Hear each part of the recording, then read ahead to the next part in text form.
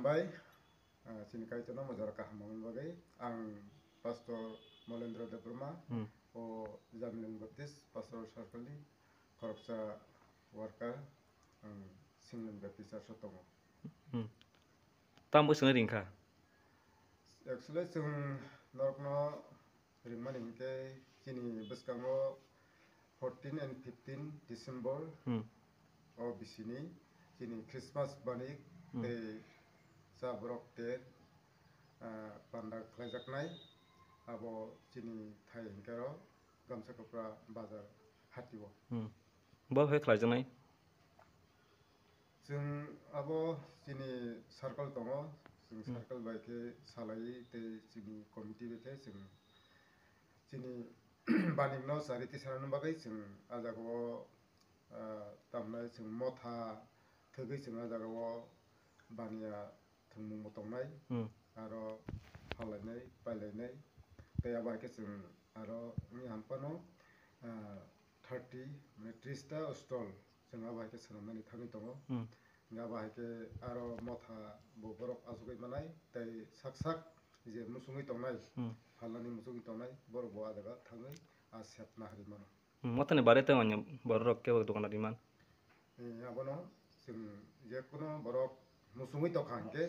जों borogo asep kaham rejaknai ke pandawa tam tong samung musamung baherok nung mosum totong musamung rok ta जों abo ayubo जों khlai phaiba taklai mo baike जों filba 5 times जों khlainani thangoi tongo ajago chini resamung mosamung rok tongnai te abo haike जों motha borbo asep kahamna hanai te abo haike जों chini program no जों swnamoi जों je mansak naithokrinani bagai जों chaitolai tonglai Christmas boniko kebo chief guest maja fanki utong जों वानसलाइका sini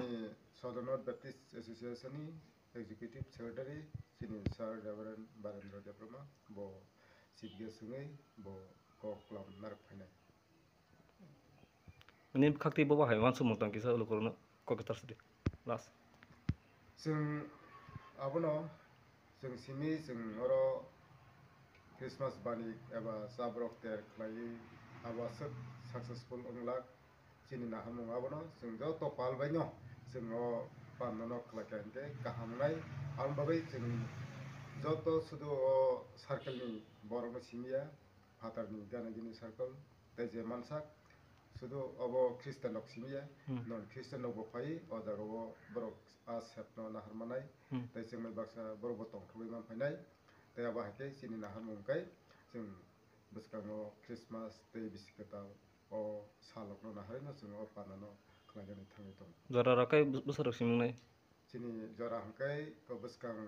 14 tei 15 December time kai jora hangkai जों phalnai rokno advance जों jora rwnai abo haike जों walsolaijak hingke chini ote panna kai जों abo sarigo 4 ta hai abo hai jora rogo जों chenglai abo haike salai.